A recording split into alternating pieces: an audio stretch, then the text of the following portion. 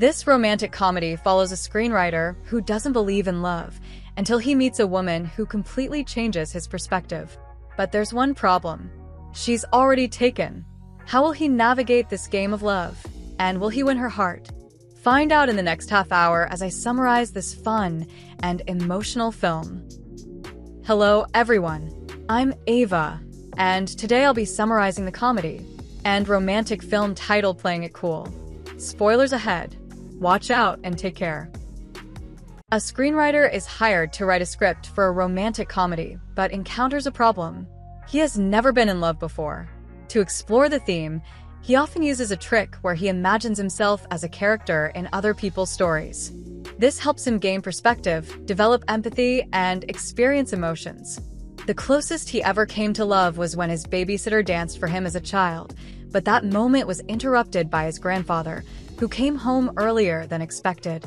Since then, all his love stories have followed a similar pattern. Boy meets girl, girl flirts with him despite already having someone, they end up in bed, and then the girl's boyfriend throws the boy out after punching him. His troubles begin when his agent, Brian, brings him an offer to rewrite the script for a romantic comedy. At first, he refuses, but Brian convinces him that the film will be a huge hit.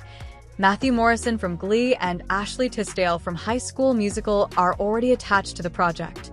Brian also hints that the producer of this romantic comedy will soon be working on an action movie, which could be a great opportunity for the screenwriter. To sweeten the deal, he tempts him with the idea that the film will be shot in Malaysia, offering the prospect of adventures with Malaysian women. In the end, he reluctantly agrees to take the job, on the condition that Brian secures him a spot on the action movie project. Scott, the screenwriter's best friend, recalls how they first met. He had left a package on a cafe table, and the screenwriter chased after him to return it.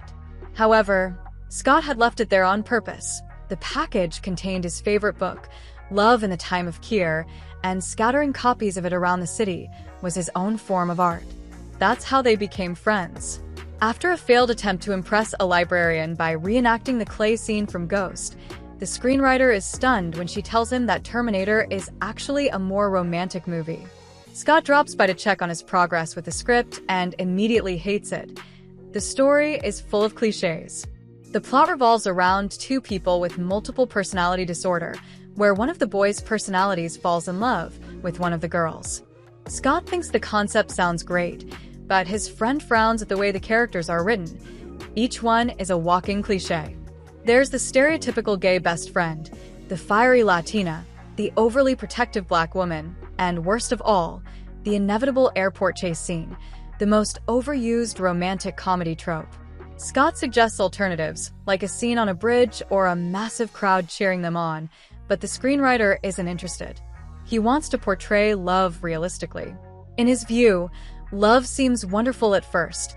Partners share their deepest insecurities and reassure each other that they are accepted as they are.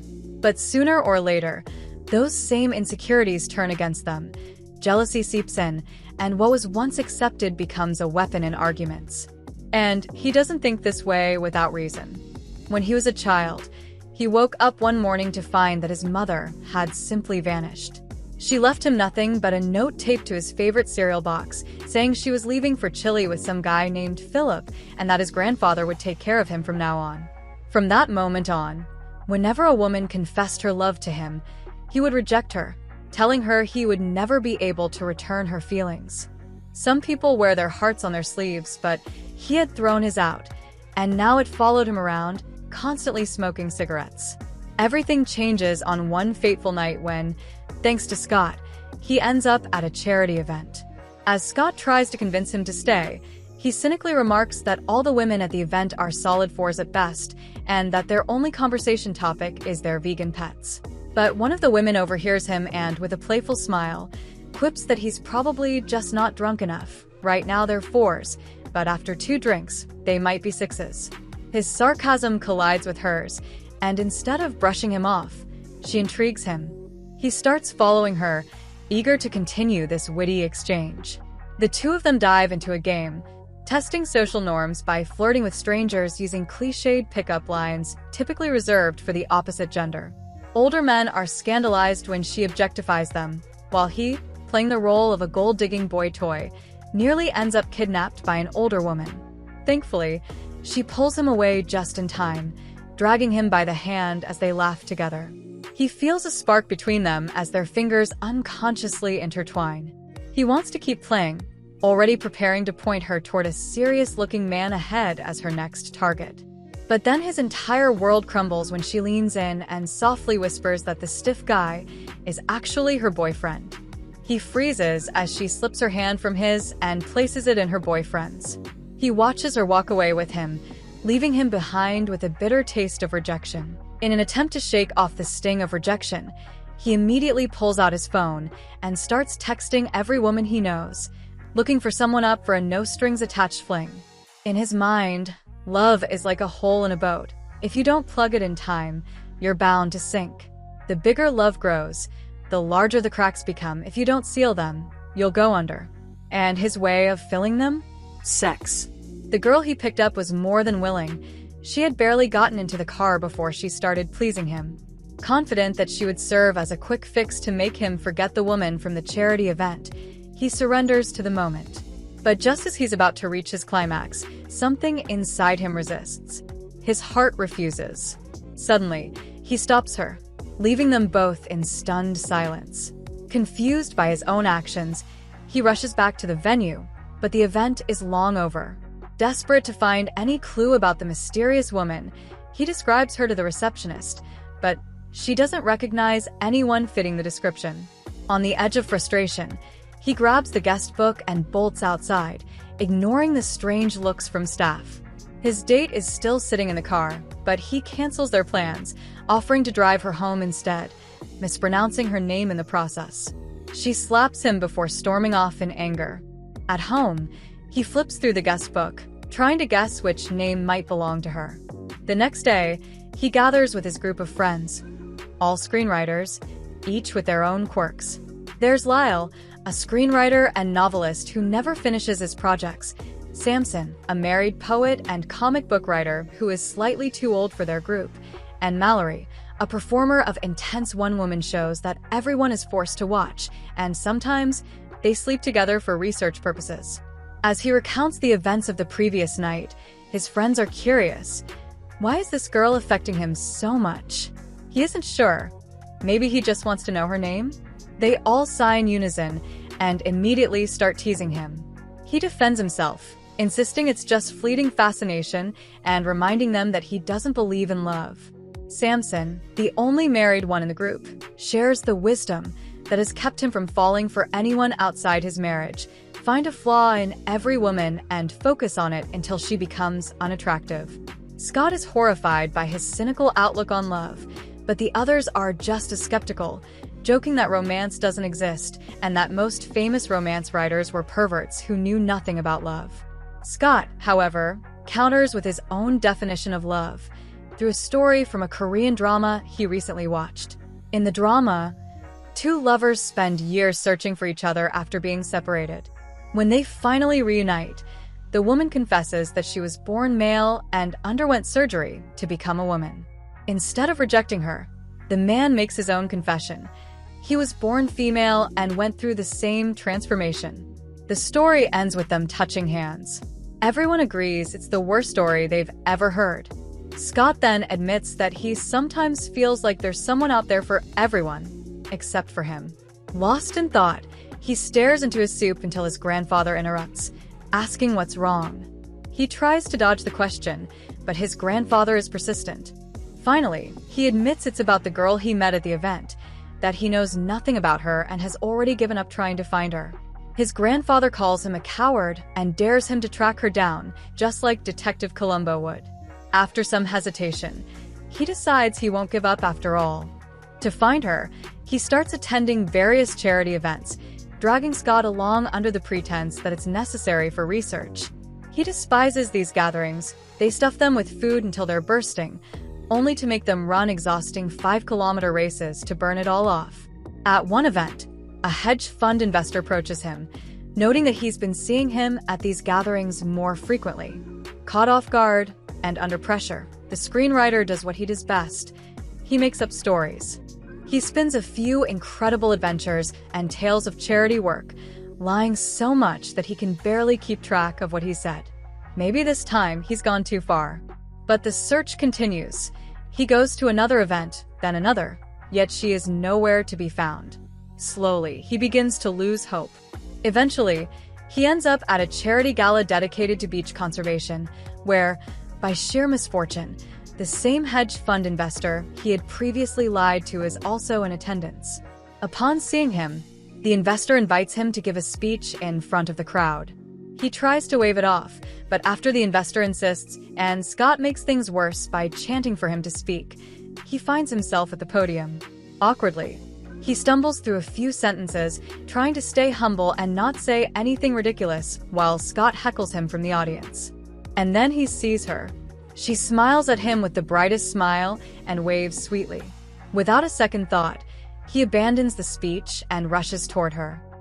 He's surprised to see her there, unaware of his supposed philanthropic tendencies. For a moment, the thought crosses his mind that he should confess the truth about his lies before things spiral out of control, but instead, he responds with a joke. Their dynamic remains unchanged. For every sarcastic remark he makes, she has a witty comeback ready. Their conversation flows like an intellectual game of ping pong. He learns that she's not there with her boyfriend, lucky for him, but for work. Seizing the opportunity, he invites her for a walk along the beach. As they talk, he confides in her that he's stressed about work, to which she half-jokingly suggests yoga. Then, she teases him, saying he sounds like the classic philanthropist who despises himself, and he once again feels the urge to correct his previous lies. But just as he's about to do so, she points out the waves in the distance and tells him a romantic story about how they've traveled such a long way, only to collide with one another and vanish into the endless horizon. For a moment, he loses himself in her words and wishes to kiss her, until she reveals she's only playing with him. Later, Scott laughs at the idea that his friend got confused at the crucial moment, teasing him about whether he'll see Ella again. He insists that he's giving up because she already has a boyfriend. But just then, fate plays its hand again. Ella unexpectedly bumps into him and greets him cheerfully. He awkwardly introduces her to Scott, who wisely decides to leave them alone. They walk and chat in their usual rhythm, until he suddenly suggests they meet up for a date, this time on purpose, instead of relying on coincidences. Ella hesitates, mentioning that her boyfriend doesn't like it when she hangs out with other guys. He turns it into a joke, claiming it will just be a friendly outing. Men and women can be friends, right? Under his charm. She eventually agrees, but mutters an expletive under her breath. Later that evening, he meets up with the gang at Mallory's monologue performance. After the show, they talk about his friendly outing. Mallory is convinced that men and women can't just be friends, using them as an example. She reminds him that they've slept together multiple times. He describes their relationship as a friends with benefits situation, claiming he's dating Ella just to prove that she, like all the other girls, except Mallory, is essentially insignificant. Mallory then shares her recent experience with a friendly outing where a guy suggested they stay at his place and watch a movie. It seemed innocent enough, but a few minutes later, he was shoving his tongue down her throat and, with no subtlety, trying to get her to give him oral sex. Her final piece of advice? Take Ella to a public place and don't screw it up. So, he takes her to an art exhibition themed around hearts. As the evening progresses, their teasing turns into something deeper. They flirt and connect, and he struggles to find a single flaw in her. She's perfect, and it drives him crazy.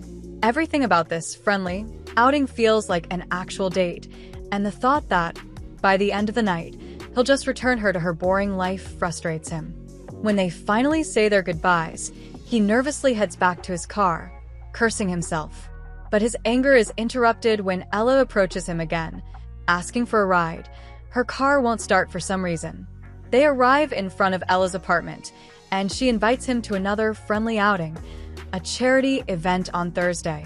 Although his mind tells him to say he's busy, his mouth agrees to it. He feels utterly confused, and when Ella waves goodbye, he awkwardly mixes up the gesture with a high five, embarrassing himself. He shares with his friends how poorly the night went, and Scott assumes everything is fine, thinking he'll never see her again. However, he shyly reveals that he agreed to a second outing. Samson confronts him with the truth, telling him how he looks bad and that he's become obsessed with Ella, almost to the point of stalking her. He can't stop talking about her. Samson and Lyle hint that he's probably sexually frustrated, and he stumbles over his words, explaining that his connection with Ella is intellectual and based on shared interests. Mallory accuses him of falling in love, but he vehemently denies it, sticking to his nihilistic belief that love is an ideal used by lonely people for comfort. Mallory suggests that he's actually deceiving himself, trying to prove that she's not special, which undermines their connection and prevents them from getting to the truth about how they both feel. He agrees, repeating that his cold detachment will destroy any chance for affection to grow between them, but he refuses to listen, firmly believing that his friends are romanticizing everything. Mallory confronts him with the question of what he will do next, whether he will keep trying to enter her life and selfishly turn it towards his own insecurities. After some thought, he concludes that he should break up with her, but decides to do it in person after the charity event. When he arrives, he discovers that the event is actually a yoga class. He and Ella grow even closer during the session, sharing laughter, deep eye contact, and wide smiles. At the end of the class, they both laugh about the experience, and as their laughter subsides, he asks her about her relationship with Stuffy. She simply shrugs, replying that they'll eventually get married, mentioning that they talk about it every few months, although she doesn't sound too excited about it. Ella admits that she's not ready yet and thought the feeling of marriage would be different, but maybe it's not what she imagined. He asks if she's just comfortable, pointing out that you can plan a wedding but not plan for happiness. Ella insists she's happy, that Stuffy meets all her criteria. He's stable, gets along well with her family and friends, and is what she needs. But he's more concerned with what she truly wants.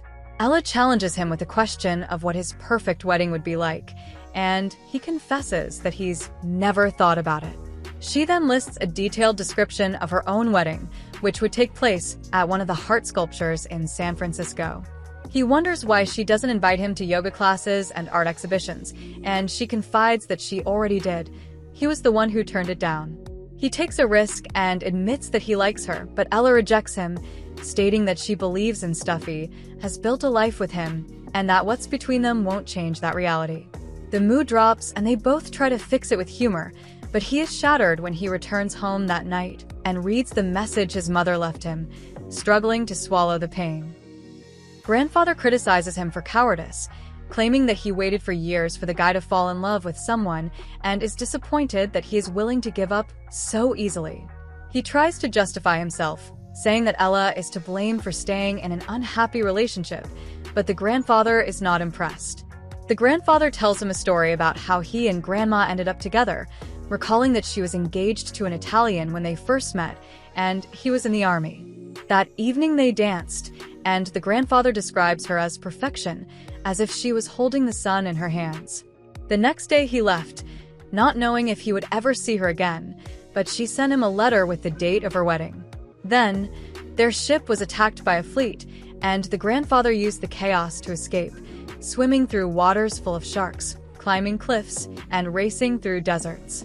In the end, he found her, stopped the wedding, and kidnapped her from the groom. The Allies turned the tide of the war after that, and they lived happily ever after. Grandfather advises him that women want to feel desired, and that it doesn't matter how strong his feelings are if he doesn't show them. Thinking about his grandfather's advice, and with a little help from his heart, he goes to her apartment. He tries to throw a stone at her window to get her attention, like in romantic movies, although it was supposed to be a small pebble, but he hits the wrong window, upsetting an angry gay couple. When their window is broken, Al peeks out due to the noise, and he gets a bit confused trying to call her out, thanks to comments from his audience. But she agrees, even though it's already midnight. While walking along the shore, he tells her a story from his childhood, which he spent here with his grandfather.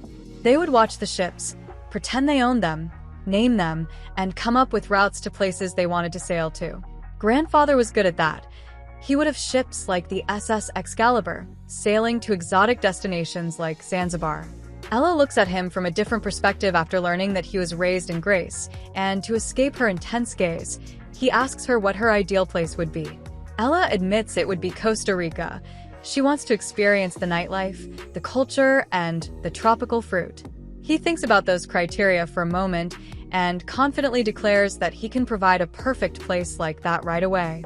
He takes Ella to Rancho Caloa, a Spanish marketplace that operates all night. While walking through the store, Ella notices his aversion to Captain Crunch and is curious about the story behind it, but he isn't ready to share that part of himself. She decides to wait until he is ready and distracts him by helping him choose a birthday card. As he reads through the cards, he finds them all to be cliches and asks who it should be addressed to. Ella reveals that the card is for her.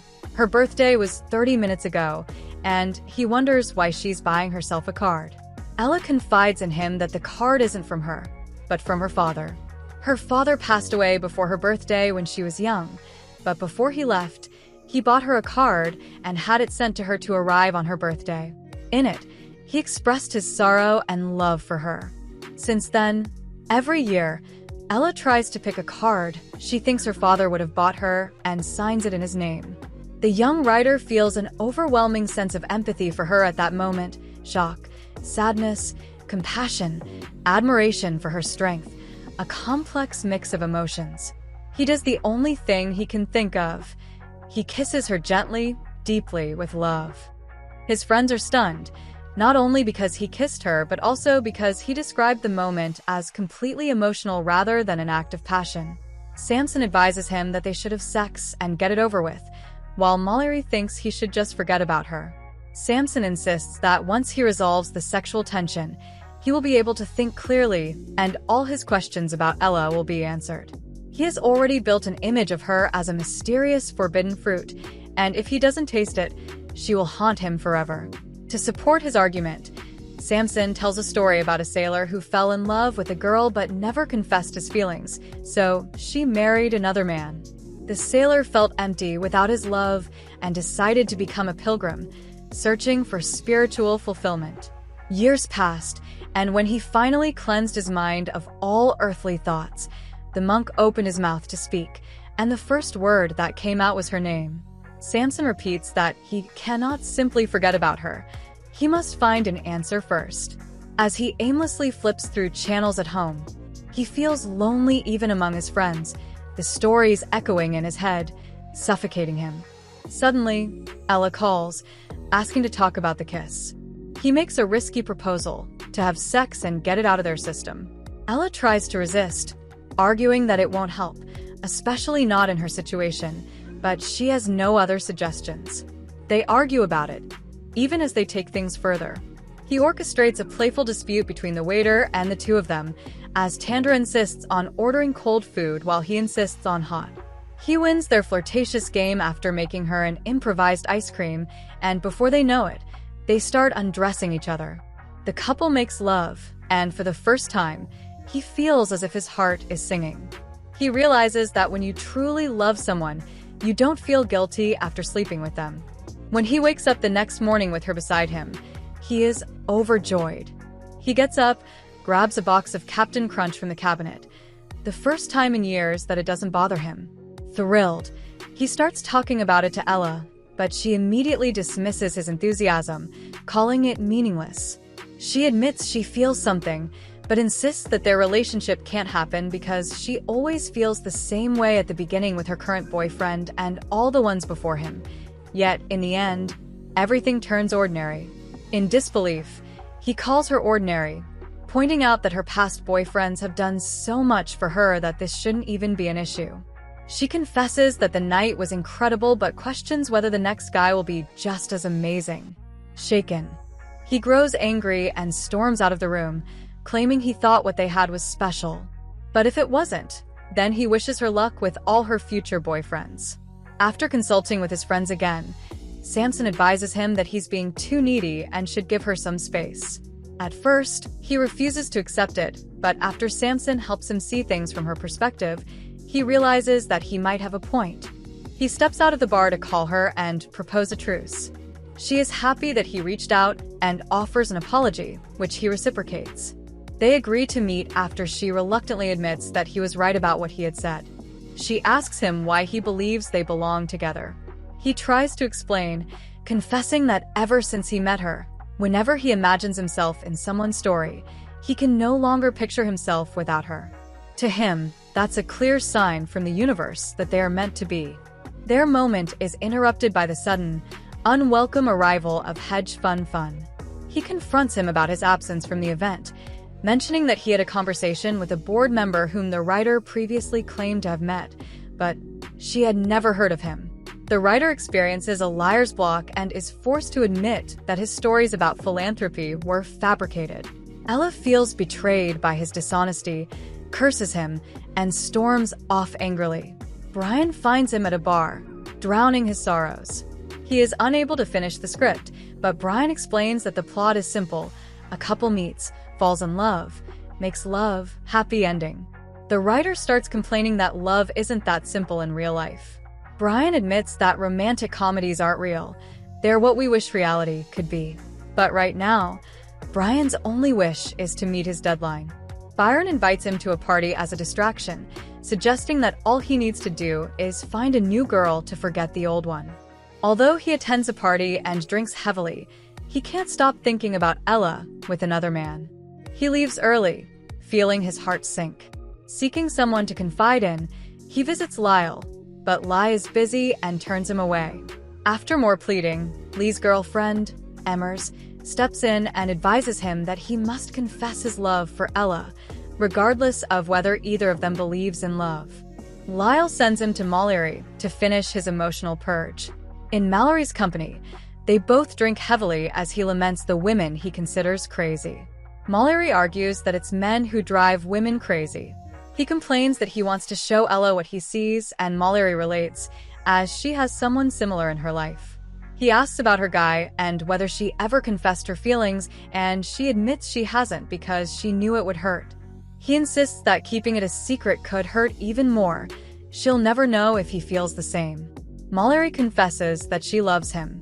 He curses, grabs the rest of the bottle, and rushes out. Mallory whispers into the emptiness that his reaction is exactly why she never confessed her feelings. He gets drunk and has a nightmare about Ashley Tisdale and Matthew Morrison threatening him with physical harm over his script. A call from Ella wakes him. She's apologizing.